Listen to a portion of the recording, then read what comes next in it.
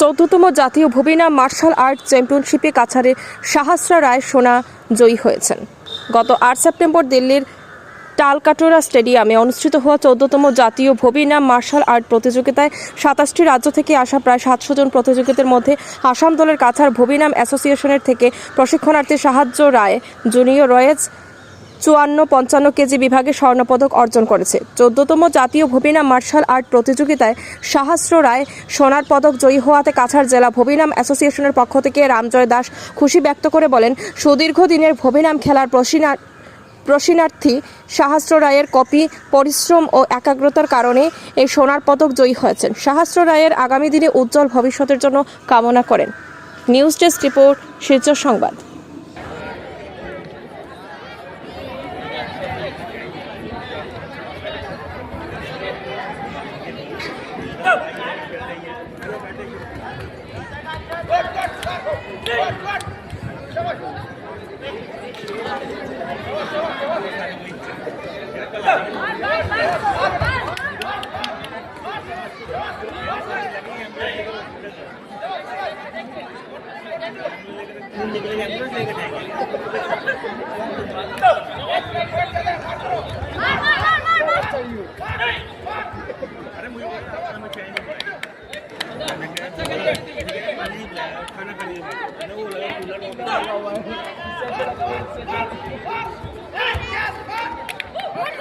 From blue corner and Vaishali from red corner.